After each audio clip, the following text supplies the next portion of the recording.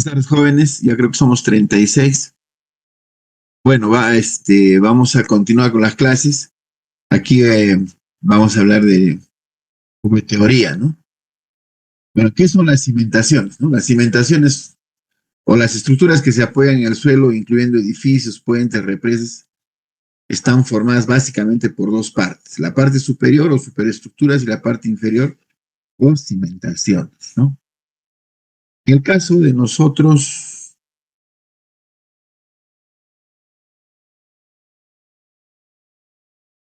una estructura, un pórtico, por decir acá,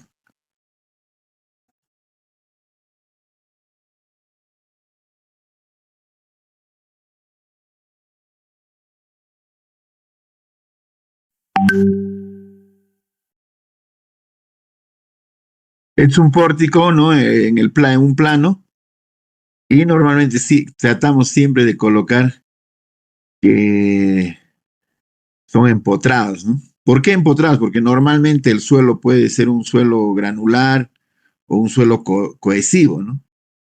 Salvo que sea en roca, y ya pues tendríamos que colocar en el análisis estructural, por decir, apoyos articulados, ¿no?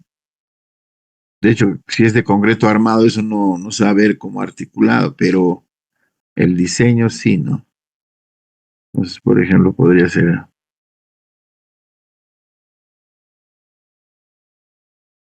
perdón. Entonces, normalmente cuando se hace análisis estructural, ¿no? Generalmente colocamos apoyos empotrados, ¿no? Porque entendemos de que el suelo puede ser granular, cohesivo, pero si es una roca, por ejemplo, el suelo rocoso, podemos considerar ese tipo de apoyos, ¿no? Lo vuelvo a repetir, alguien me diría, por ejemplo, pero ¿qué pasaría si que se ve así las rótulas? No, pues no. Lo que pasa es que estamos flexibilizando la parte inferior de, la, de los apoyos, ¿no? Nada más, ¿no? Bueno, continuando acá en esta teoría. De esto se deduce que las cimentaciones son la parte de la estructura que se encuentran entre la superestructura y el suelo o roca, ¿no? Suelo y roca. ¿Qué le servirá de base o apoyo? La ingeniería de cimentaciones se conoce como el arte y la ciencia que trata de resolver los problemas de cimentaciones aplicando criterios de ingeniería y conocimiento de mecánica de suelos. Por ejemplo, eso puede ser tomar como un criterio, por ejemplo. Oiga, el suelo es roca, pues, ¿no? ¿Cómo voy a diseñar o hacer mi análisis estructural como si fuesen empotrados? ¿Perdón? Miren, jóvenes, si hay otra persona que está molestando, yo inmediatamente voy a cortar la clase, ¿ya? A ver, tranquilícense y bueno, voy a volver de 10. Muy bien. Las cimentaciones transmiten directamente las cargas de la estructura al suelo por contacto directo a través de columnas o muros. Cuando estamos hablando acá de muros, estamos hablando de los muros de corte o placas, ¿no? Teniendo la cimentación la función de distribuir las cargas de tal forma que el suelo no sea sobrecargado, ni que sufra asentamientos mayores a los permitidos. Normalmente hablamos de asentamientos diferenciales, ¿no? Es decir que, por ejemplo, a ver, yo tengo esta estructura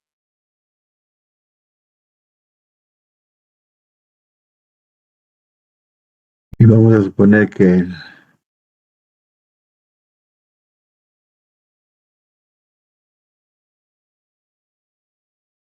bueno, sí, y que por algún motivo, ¿no? Este se ha deformado un poco más, ¿no? Estoy exagerando ahí, por favor. Entonces hemos tenido un asentamiento diferencial, ¿no? Eso se llama asentamiento, se ha asentado la estructura, ¿no? Ahora, esto puede ocurrir en suelos cohesivos, ¿no? En suelos granulares, sobre todo si es, a ver, si este suelo está conformado por un suelo, digamos que bastante grande, ¿no? No estoy diciendo bolonería, pero sí, digamos, tipo un hormigón grueso, ¿no? Súper grueso, ¿no? El asentamiento es súbdito. Aquí puede ser en forma gradual, vamos a decir, ¿no? Por ejemplo, siempre se habla como ejemplo de lo que ocurre en Ciudad de México, ¿no? Que van asentándose sus edificaciones, porque la Ciudad de México fue construida sobre un antiguo lago, ¿no? Entonces los asentamientos son, diré entre comillas, permanentes, ¿no? Que se dan a lo largo del tiempo, van asentándose ¿no? Entonces, esos serían los asentamientos diferenciales. Ni sufra asentamientos mayores a los permitidos por el análisis estructural, ¿no? En estudio. En conclusión, el problema de diseño de cimentaciones requiere tener un conocimiento cabal del suelo soportante y de la naturaleza y requerimientos de la superestructura o interacción del suelo, o estructura, o suelo estructura sismo también, ¿no? Bueno, entonces debo tener conocimientos de mecánica de suelos. Debo conocer cuánto me resiste ese suelo que tengo en donde voy a edificar esa estructura, ¿no? Y no puedo, pues, desconocer totalmente, ¿no?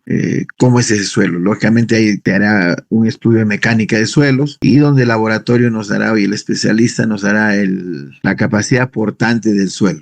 ¿Qué es la capacidad portante del suelo? Es la capacidad que tiene ese suelo donde voy a construir, voy a edificar, ¿no? Una estructura y cuánto soporta, ¿no? Digamos, una fuerza por área. Es un esfuerzo. El esfuerzo siempre, ¿no?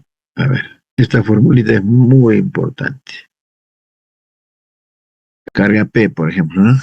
Entonces ya sabemos que esfuerzo es carga sobre área.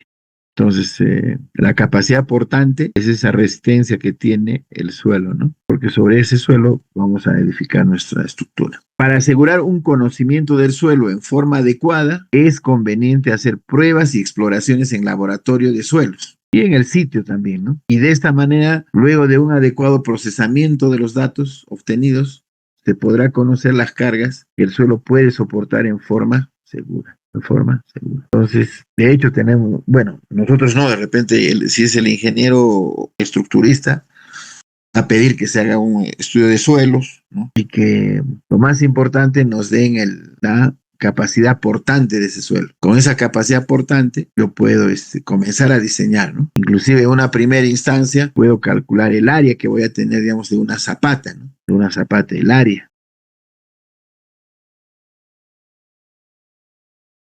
Esa sería la columna, ¿no? Y la zapata va a tener, pues, si es una zapata rectangular, cuadrada, bueno.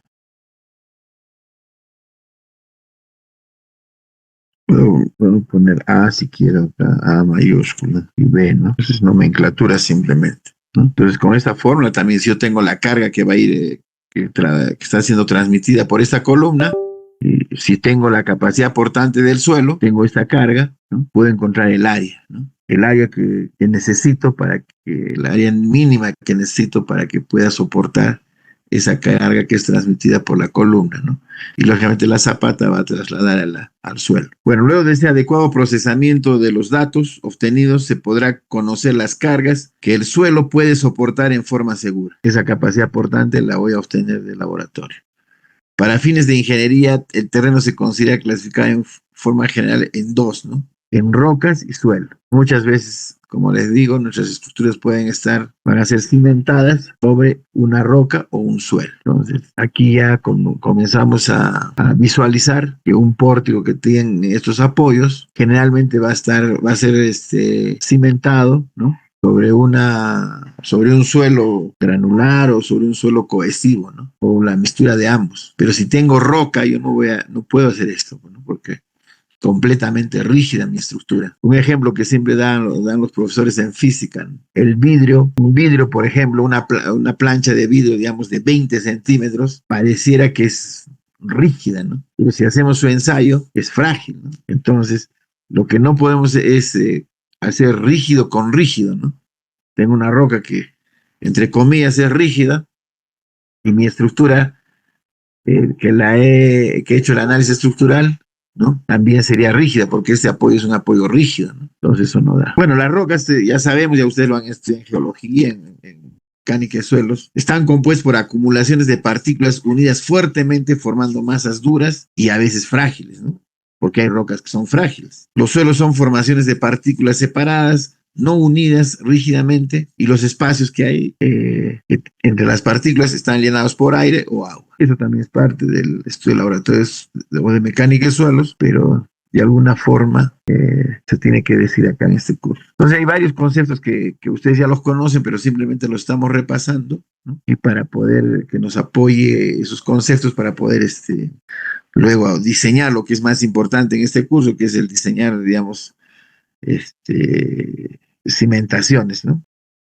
No obstante que en nuestro tratado se consideran suelos de propiedades uniformes, el comportamiento de los suelos es heterogéneo, ¿no? En estratos más complejos se determinarán por los mismos métodos de prueba y análisis. Bueno, en realidad esto es verdad, ¿no? El suelo es heterogéneo, difícilmente es un suelo uniforme, ¿no? A lo largo, inclusive de una área pequeña, ¿no? Los suelos pueden variar. Por eso que la norma inclusive nos dice cuántas calicatas se tiene que hacer como mínimo, qué ensayos, etcétera, etcétera, ¿no? Entonces, ¿por qué? Porque el suelo es es un insumo, un material en la ingeniería civil que nosotros no lo podemos modificar, salvo que hagamos un cambio de suelo, ¿no? Y tengamos que ya con forma mecánica, digamos, hacer esa capacidad que necesitamos, digamos, para que resista la estructura que estamos. Se puede hacer, sí, hay muchas fórmulas, muchas formas para poder modificar inclusive el suelo donde yo quiero cimentar, ¿no? Mi estructura. Eso no es imposible, no es imposible. Hay técnicas, hay normativas que yo puedo retirar ese suelo y cambiar por otro que me va a dar mayor resistencia o mayor capacidad, ¿no? Pero esos son costos elevadísimos, ¿no? Costos elevados, pero los países que tienen bastante dinero lo pueden hacer. Estamos viendo ahí en estos países de Arabia, ¿no?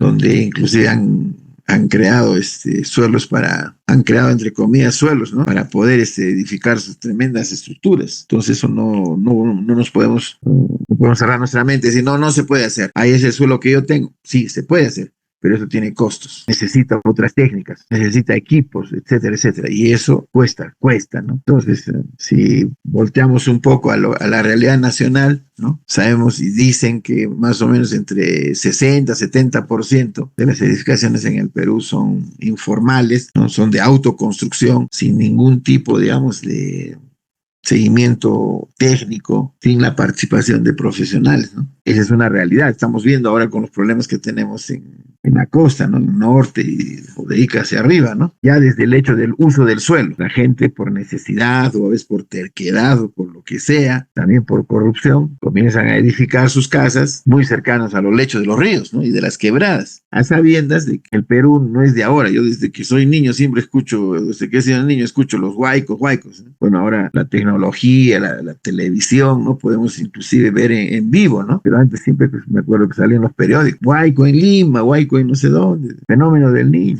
no es de ahora, pues, es de mucho tiempo, entonces, pero no podemos dejar digamos, de estudiar o decir de que sí hay técnicas para mejorar la capacidad portante del suelo. Hay técnicas, sí, muchas, ¿no? En esa ciudad de Caral, hablando de ese tema, en esa ciudad de Caral hay unas famosas cicras. Estas cicras estaban en la parte de las cimentaciones de las edificaciones de Caral. Y esas cicras son unas bolsas o mallas, diríamos, hechas de material que había en la zona, y dentro de eso se colocaba el tipo de bolonería, ¿no? Y las colocaban por debajo de sus cimentaciones. Esa técnica, ¿qué hacía? Que los antiguos peruanos sabían que había movimientos del suelo, lo que llamamos sismos, terremotos, qué sé yo, y entonces ellos colocaban esas chicras por debajo de las cimentaciones, ¿no? Estas tipo mallas las llenaban, como les vuelvo a repetir, de bolonería, y que hacía como un juego, ¿no? Un juego cuando había así. Entonces yo quería volver a ese tema. Es decir, la cuestión de las cimentaciones las tomaba en consideración los antiguos peruanos. Se dice que Caral tiene 4.000 años antes de Cristo, ¿no? O 4.000 años, digamos, 2.000 años antes de Cristo, ¿no? Entonces, las técnicas también hechas por las diferentes culturas, por las diferentes construcciones que nos han dejado, siempre han tenido que ver con la cimentación y con la mecánica de suelos. Si no, Machu Picchu no estaría parado ahora, ¿no? No estaría de pie después de 500 años, tanta lluvia, tanta precipitación, ¿no? Cuánta precipitación. Entonces no estarían paradas, las cimentaciones supongo que han tenido un gran estudio, ¿no? Si algunos han tenido la curiosidad o han ido a Machu Picchu, ¿no? Ahí en el templo principal, donde hay una piedra ceremonial que ellos llaman, ¿no? Ahí ha habido unos asentamientos, ¿no? Está desplazada, las piedras talladas han desplazado, debe ser por asentamientos que ha pasado. Es más, esos en las fotos antiguas de Machu Picchu, cuando llega Hiram Bingham, se nota también que estaban desplazadas, ya habían sido desplazadas. Ahí ha habido un problema, digamos, de cimentaciones, de mecánica de suelos, ¿no? Entonces eso nos hace ver de que en realidad las cimentaciones debemos tener bastante cuidado y se tiene que estudiar, ¿no? Se tiene que estudiar. El suelo es bastante heterogéneo, es bastante complejo. No es una ciencia, diríamos, exacta, ¿no? Por lo que justamente el suelo tiene ese comportamiento. Hay algo que yo quería contarles, que muchas veces, por ejemplo, la capacidad portante, ahora voy a escribir acá, la capacidad portante de un suelo arcilloso está entre 0,5, muy malo, ¿no? 0,5 kilogramos por centímetro cuadrado a 1,5 kilogramos por centímetro cuadrado, ¿no? Que me acuerde, en la ciudad universitaria, más o menos, que ahí hay bastante arcilla, es 1,2, 1, vamos a poner que era 1,2 kilogramos por centímetro, por centímetro cuadrado. Más o menos es eso, ¿no? De un suelo arcilloso debería escribir ahí, está mal eso. Más o menos, es una cuestión teórica, ¿no? Porque hemos dicho que tiene la capacidad portante de un suelo arcilloso. Es de 0,5, que es digamos, las turfas, los suelos orgánicos, ¿no? A 1,5, digamos, centímetros cuadrados. Más o menos está dentro de ese rango. Si no me acuerdo, en la ciudad universitaria es 1,2 kilogramos por centímetro cuadrado, ¿no? A ver, vamos a hacer un ejemplo simple acá. A ver, tengo una fuerza y llega de una columna. Fuerza que llega de una columna igual, por decir, 28 toneladas. 28 toneladas, ¿no? Como estamos hablando de capacidad portante, así en una forma muy burda, digamos, ¿no? No me gusta este tau, porque estaba normalmente para esfuerzo portante, ya. Sabemos que esto es carga sobre área, ¿no? Entonces yo necesitaría el área. Estoy haciendo algo burdo, no es que estoy tomando, simplemente estoy tomando ahí la fórmula de resistencia de materiales. Yo necesito el área, y esto va a ser igual. Esto es kilogramos por centímetro. Entonces esto sería 28.000 kilos, ¿no? 28.000 kilogramos sobre 1,2. A ver, agarren sus calculadores. ¿Cuánto sale eso? ¿Cuánto de área? Sale de 23.333.33, ingeniero. ¿Cuánto? 23.000. 333.33. 23.333, ¿no? ¿Qué sería eso? Centímetros cuadrados, ¿no? Ese sería el área que necesito para esa zapata. Quiero el lado, yo lo único que hago es sacar raíz cuadrada, pues, ¿no? Quiero el lado A, por ejemplo, lado A. Está confundido, A minúscula, entonces. ¿Qué hago? No, eso no se puede olvidar, es raíz. Para sacar el lado, si es que quiero cuadrado, va a ser ¿qué cosa? Raíz cuadrada, ¿no? Podemos olvidar de este valor. 23.333,33, que es centímetros cuadrados. ¿Cuánto sale ese valor? El valor de A. 152.75, ingeniero. 152.75 centímetros. Porque ese ya, entonces, yo puedo decir que mi columna o mi zapata, eso todavía no estamos entrando en las fórmulas, nada, ¿no? Pero más o menos, fíjense, ya puedo tener una noción, ¿no? Una noción que voy a tener una zapata cuadrada.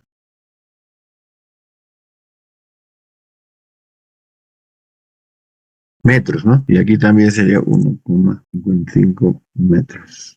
Entonces, más o menos, tomando, digamos, las fórmulas de la resistencia de materiales, ¿no? Podemos encontrar esa área. Eso no significa que esa es la área correcta ni nada, porque las cimentaciones, de hecho, es una forma de calcular, ¿no? Pero ahí no queda, ¿no? Tenemos que hacer otros cálculos. Simplemente lo tomé en función a la capacidad portante del suelo, ¿no? Y también en los libros, en la información, más o menos es un suelo arcilloso, este arcilloso que es de tipo orgánico, 0,5, puede llegar hasta una de 1,5.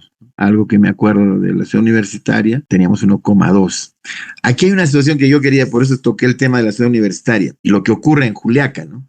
Una vez cuando se estaba edificando uno de los edificios, estábamos, me parece, en el mes de mayo, junio, comenzaron a excavar, ¿no? ¿Qué pasó con esto de las heladas y con la humedad o la cantidad de agua que se tiene ahí, donde la nata freática está muy alta? Ese suelo se había, a ver, vamos a suponer que habíamos hecho no calicata, era que se estaba haciendo la excavación, digamos, hecho un corte, digamos, se había hecho la excavación, ¿no? Y todo este suelo, voy a dibujar acá, ¿no? Eso no es mentira, eso es una verdad.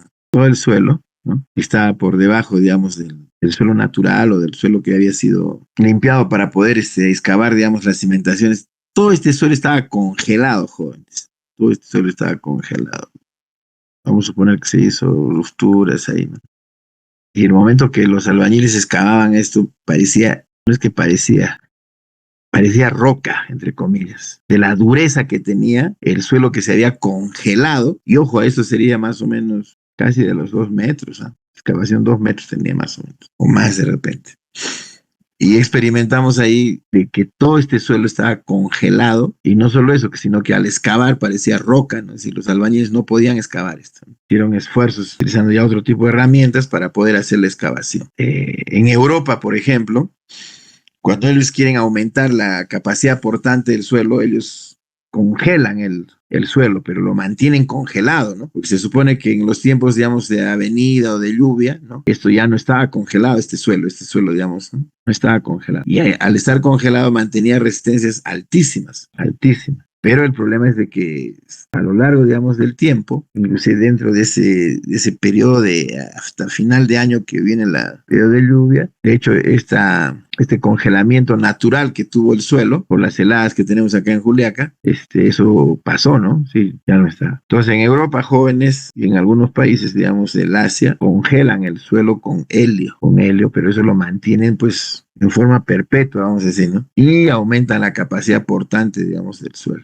Esa es una cuestión interesante que aquí en Juliaca ocurre y nosotros hemos podido ver ¿qué se llama? Y palpar, ¿no? Observar y ser testigos de que cómo el suelo se congelaba y parecía, entre comillas, una roca, tan dura que era al excavar, ¿no? Era durísimo. Un ejemplo así es, el suelo miren ese comportamiento que tiene el suelo, ¿no? Heterogéneo. Ahora les cuento, cuando hubo un sismo en Lampa, me parece que fue el 2012 o el 2013 o 2014. Todo el edificio se movió, ¿no? Estábamos ahí en este edificio de lo que es el laboratorio de estructuras, ¿no? Lo que sería el laboratorio de estructuras. Todo el edificio se movió. ¿Pero por qué se movió? Porque la nata freática ahí en la ciudad universitaria es bastante alta, ¿no? Es bastante alta. Hay agua. Entonces, como hubo sismo, esto se comenzó a hacer lo que llamamos licuación de suelos, ¿no? Por eso que todo el edificio se movía, ¿no? Entero. Entonces, en el mes de helada, o los tiempos de helada, ¿no? en los meses de helada ocurría este fenómeno. Y en el tiempo, digamos, que hay avenida, tenemos bastante agua y el sismo hizo que esto de alguna forma se licúe, ¿no? De alguna forma digo, porque no llegó, digamos, a la presión de poros total para que esto todo se licúe, ¿no? Y no colapse el edificio, gracias a Dios, ¿no? Porque entonces, miren, en un mismo suelo, ¿no? Ocurren las dos fenómenos, ¿no? Este fenómeno que se congela el suelo, que en ese periodo de un mes, 2 meses, vamos a decir, o más, de repente hasta 3, vaya, exageradamente, este suelo está congelado. Y eso ocurre en la ciudad universitaria. Por otro lado, cuando estamos en tiempo de avenida, el agua, digamos, está líquida, hay una fuerza de sismo y trata de hacer licuación de suelos, ¿no? Una cosa muy interesante, ¿no? Claro, no llega a la superficie a botar agua como volcancitos, porque normalmente eso ocurre, ¿no es cierto? Cuando hay licuación de suelos, pero todo ese movimiento, todo el edificio es eso, ¿no? Por la cantidad de agua que tenemos ahí. Es muy importante que el futuro ingeniero, ustedes sepan, ¿no? Que el suelo se tiene que hacer los ensayos, se tiene que llevar al laboratorio, se tiene que verificar, ¿no? Ahora, de hecho, se tiene valores, se puede. Nosotros en la ciudad, ahí en la otra se debe tener varios valores reales que hay en Juliaca, ¿no? Y en muchas ciudades del departamento, porque como el laboratorio hace ensayos para diferentes provincias y ciudades de nuestra región, ¿no? Se puede saber, digamos, el comportamiento de estos suelos, ¿no? Por ejemplo, acá en la zona céntrica de Juliaca, toda esta zona, digamos, de Girón San Martín, yo diría, e inclusive todo lo que es lo que era la estación, lo que es Plaza Vea, ¿no? Todo es una arena gruesa hasta llegando a ser hormigón. Juliaca ha estado llena, digamos, de lagunas, ¿no? Lagunas, por eso, donde está el correo, donde está, digamos, el edificio del centro comercial número 1, todo eso era una laguna, pues se llama laguna temporal, ¿no? Cochapampa, Cocha es, quechua es laguna, ¿no? Lago. Y entonces ahí se tiene bastante hormigón, ¿no? Hormigón, por eso. Hay otra parte de la ciudad también que hay a 3 metros y medio, es arena gruesa. Más allá tenemos arcilla, ¿no? Es una cosa increíble. Y en el pueblo viejo que se llamaba Juliaca, lo que es el centro comercial 1, la calle, esta calle está del Coliseo Calixto Arestegui, ¿no? Ustedes pueden ver que es una roca, pero no es una roca dura, es una roca que a veces es una roca suave, pero por donde está el templo Santa Catalina, la Plaza de Armas, el Colegio San Román, donde está este coliseo ahora que han hecho también de los padres franciscanos, donde es el convento, la calle Huáscar, el mercado Santa Bárbara, todo eso es roca, ¿no? Todo es rocoso. Entonces la variación del suelo es bastante heterogénea, ¿no? No es una cuestión homogénea. Y así, en diferentes regiones que ustedes van a trabajar, el suelo es completamente heterogéneo. Obvio que hay los libros, la teoría, ¿no? Y nos dan una serie, digamos, de parámetros que los podemos utilizar, digamos, de repente teóricamente, ¿no? Es que estoy en un lugar donde no hay laboratorio, algo tengo que hacer, ¿no? Entonces, pero de alguna forma visual, tendré que hacer calicatas, lo que sea, pero tengo que saber cómo es ese suelo, ¿no? Hay que saber cómo es el suelo, ¿no? Y hablando de suelo, pues esta semana han fallecido 2 grandes, ¿no? Ingenieros como es Brajas Das y Juárez Vadillo, ¿no? El mexicano Juárez Vadillo, que inclusive seguramente cuando han llevado mecánica solo se han llevado esa bibliografía, ¿no? De Brajas Das y de Juárez Vadillo, ¿no? Entonces, que quede bien puntualizado que el suelo es un material, es un insumo para la ingeniería, diríamos, muy heterogéneo, que hay que estudiarlo, que cambia, que se modifica, que el agua es también el agua del subsuelo o de las aguas a veces superficiales le generan cambios, ¿no? Le generan cambios al suelo. Son índices, digamos, que lo hacen variar en su comportamiento, ¿no? Pero para todo ello, en la ingeniería tiene las herramientas teóricas, los estudios, las definiciones, y también tiene donde yo pueda, digamos, simular, digamos, el comportamiento que son los laboratorios donde yo voy a medir, ¿no? Los laboratorios son lugares de medición, digamos, ¿no? Son lugares de medición. Entonces, es bueno que ustedes recuerden, lean sobre los libros de mecánica de suelos y preferentemente con relación a a la parte de cimentaciones, ¿no? La parte de cimentaciones, sobre todo a la capacidad portante del suelo, ¿no? A la capacidad portante. Aquí en Juliaca, ya usted, bueno, antes de la pandemia, mira, eso fue antes de la pandemia. Con este año son 4 años de la pandemia. Debió ser el 2016, 2015, ¿no? Que aquí para construir la parte de lo que es Ripley, hicieron un mejoramiento de la capacidad portante del suelo. Y ese tiempo yo los llevé a los muchachos. Vamos a suponer que este es el suelo, ¿no? Bueno, vamos a suponer que este es el área donde estaba, todo ese es el área, digamos, donde se iba a construir Ripley. ¿Qué hicieron estos amigos de Ripley? Supongo que la capacidad portante del suelo era muy baja. Entonces comenzaron a hacer mejoramiento de la capacidad portante, excavando, ¿no? Con gato hidráulico ahí, haciendo perforaciones, me parece que eran de 40 o 60 centímetros de diámetro, no me acuerdo bien. Y esto lo rellenaban de piedra triturada, ¿no? Parece que era de una pulgada, pulgada y media, pero... Y había un aparato acá, un equipo, mejor dicho, un equipo que, bueno, que estaba acondicionado a un carro, entiendo que era un carro, me acuerdo bien. Y comenzaban a darles golpes, ¿no? Lo que pasa es que después a los vecinos creo que les rajaron también las paredes, sus muros, estaban quejándose, pero ¿qué hicieron estos señores así con un refuerzo, digamos, o para aumentar la capacidad portante del suelo, ¿no? Hicieron columnas, entre comillas, de piedra triturada, ¿no? De una cierta dimensión. Y así hasta una cierta altura, y luego sobre eso recién hicieron sus cimentaciones, ¿no? Entonces, hay varias técnicas, mejor dicho, técnicas para mejorar la capacidad portante del suelo. Eso que voy a colocar, para mejorar. Se puede mejorar capacidad portante del suelo. Claro, eso va a ser una empresa grande porque es una construcción, es una construcción, diríamos, grande, que tiene que tener fallas, ¿no? Entonces se puede, digamos, invertir, ¿no? En este tipo, digamos, de técnicas, ¿no? Y de tecnología para poder mejorar la capacidad portante del suelo, ¿no? Yo entiendo que cuando lo llevaron los muchachos, la explicación era esa, que lo que estamos haciendo es mejorar la capacidad portante del suelo mediante esta técnica de columnas de piedra triturada, ¿no? De piedra triturada. La pregunta es, ¿hay suelos malos y hay suelos buenos? La respuesta sería que todo suelo, por más malo que sea, la ingeniería tiene técnicas, ¿no? Y tiene formas para poder construir, ¿no? Y hacer la transferencia de sus cargas hacia el suelo, ¿no? Pero, ahí está el pero, unas que nos van a costar bastante, ¿no? Que van a incidir bastante en el presupuesto. Una persona natural difícilmente es que si va a hacer su edificio de 5, 6, 7 pisos, difícilmente va a hacer uso, digamos, o lanzar mano de estas técnicas y tecnologías, ¿no? Entonces esas columnas de piedra triturada o grava, también se le llama columnas de grava, ¿no? ¿No?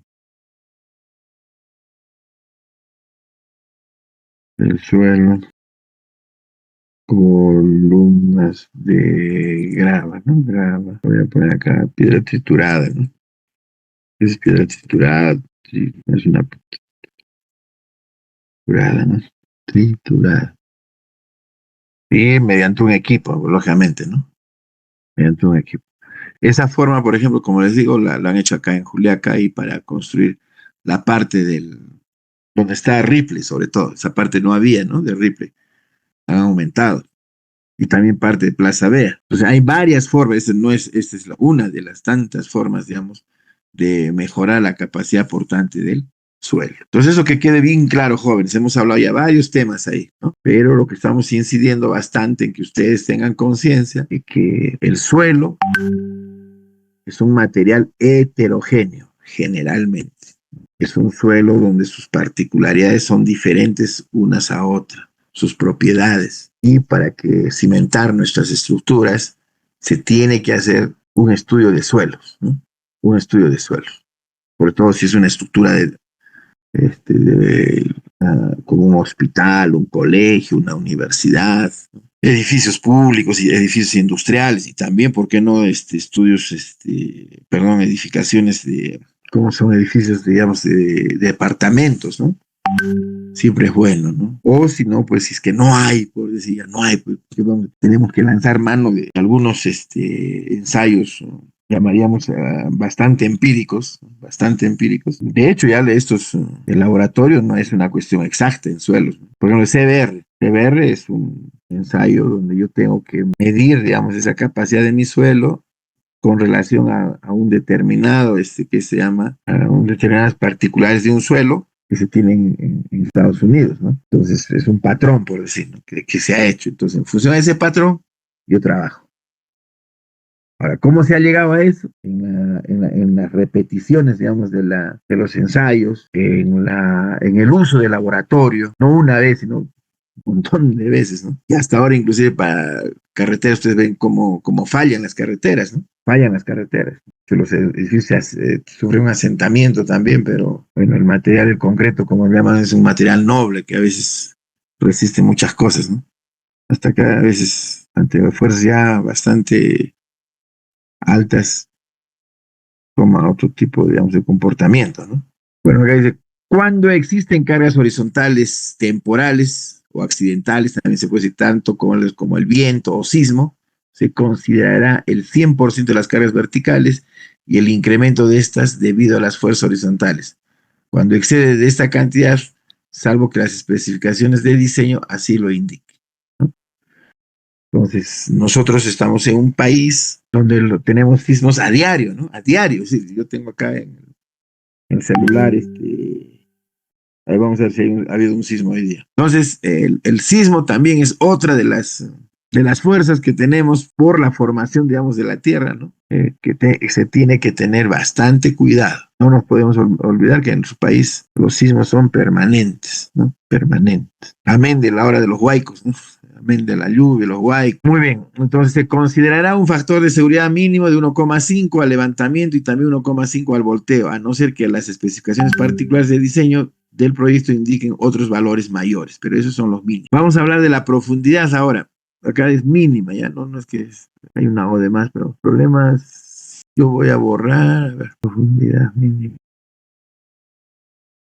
No voy a poner acento, aunque sí debería poner. Pues las profundidades mínima de cimentación, otros le llaman altura de desplante también, ¿no? Cuando la profundidad mínima de cimentación no fue determinada por consideraciones de capacidad o asentamiento, deberán tomarse en cuenta otros factores los que determinarán este valor de profundidad mínima de cimentación. Entonces, la profundidad de una cimentación es muy importante, ¿no? Es muy importante. Yo no puedo poder hacerlo al ras, pues, ¿no? Salvo que el diseño así lo considere, ¿no? Algo que sea una losa de cimentación y entonces sobre la losa descansan, digamos, las columnas, ¿no? Y toda la losa hace la transferencia de las fuerzas, ¿no? Al suelo, ¿no? Normalmente se tiene, por ejemplo, una losa de cimentación cuando nuestro suelo es demasiado malo, entonces tiene una capacidad muy baja. Entonces lo que se decide hacer es una losa de cimentación, ¿no? Que cubre todo el área de la área edificada, ¿no? Entonces ahí de repente la profundidad no sería tan relevante, por decir, o menos, ¿no? Aquí hay una recomendación. En cimentaciones apoyadas en arcilla se recomienda una profundidad mínima de aproximadamente 1 metro. Aquí, si ustedes ven, ya los maestros, como hemos dicho que en el Perú, o casi entre el 60 y 70% de las construcciones son autoconstrucciones que no tienen una dirección técnica, no hay participación en el diseño arquitectónico de arquitectos, en el diseño, digamos, estructural de ingenieros, ¿no? Ni estudios de suelos. Si ustedes van alguna vez a una obra, van a ver que lo mínimo que se coloca es 1 metro de profundidad, ¿no? Esa es una recomendación que se tiene, ¿no? Que se ha hecho, 1 metro mínimo de profundidad. Y los maestros lo saben, pues, ¿no? Porque de alguna forma algún ingeniero les ha indicado en Sencico, entonces ellos dicen 1 metro como mínimo. Y a veces, incluso para edificaciones de 3 pisos, dicen, ya, el área va a ser 1 metro por 1 metro. Y a veces sale ese valor, pero tampoco eso se puede hacer de memoria, ¿no? Tiene que hacer un cálculo, cálculo mínimo. Menores profundidades pueden sufrir movimientos debido a agrietamientos por contracciones o esponjamiento del suelo por efectos de humedad. En el caso de que la cimentación no permita ningún desplazamiento, se profundizará de 1,50 m a 1,80 m. Esto depende del tipo de arcilla. Aquí está algo de lo que había comentado, lo que pasa en la universidad, ¿no? O en la ciudad universitaria. Los suelos tipo arena, arcilla o limos saturados sufren el fenómeno de congelamiento superficial. En la ciudad universitaria no era tan superficial así. Me acuerdo que hasta cierta profundidad se tenía suelo congelado, causando un hinchamiento por esta causa. Lógico, comienza después el suelo a perder, digamos, entre comillas, ese frío, ¿no? Que congela al suelo, entonces se tiene otras variables, como les dije. Bueno, no se debe cimentarse en materiales orgánicos, turbas o fan, así de simple. No se debe cimentarse en materiales orgánicos, turbas o fan. Hay algo también que ahora que la ciudad está creciendo, que Juliaca, en el caso de Juliaca estoy hablando, ¿no? Y también en ciudades medianas y grandes. Hay un problema cuando se hace la cimentación. Ustedes saben que, y hasta ahora, a pesar que tenemos normas, reglamentos, ¿no? La disposición, digamos, de los desechos orgánicos e inorgánicos, generalmente se hace donde se nos parece, ¿no? A la gente. Y también a la municipalidad, que es el responsable, digamos, de acuerdo a la norma, ¿no? La municipalidad es la responsable de hacer escombreras, ¿no? Allá depositar los escombros, especialmente los no orgánicos. Entonces ocurre con el crecimiento de las ciudades que uno va a ir a cimentar y se encuentra de que ese suelo era un botadero, vamos a decir así, un botadero. Y se encuentra pues todo tipo, digamos, de desechos orgánicos. Y una vez encontramos que ese suelo, ya no era, suelo, vamos a decir, ¿no? Ese suelo, por decir, estaba lleno, jóvenes, de residuos de latas. Supongo que había, eso no hacía en Juliaca, sí, en otra ciudad. Eran latas así cortadas, lo que hay, digamos, en fábricas, supongo que eran, pues, latas de pintura, pero se encontró ese tipo, digamos, de material, ¿no? Y les digo, no era 1 metro, era más de 2 metros de profundidad, que seguro que lo utilizaban como botadero, ¿no? Como botadero, y la gente nunca se imaginó que antes era un botadero, a veces superficialmente estaba. Imaginen que cuando comienzan a excavar encuentran todo eso.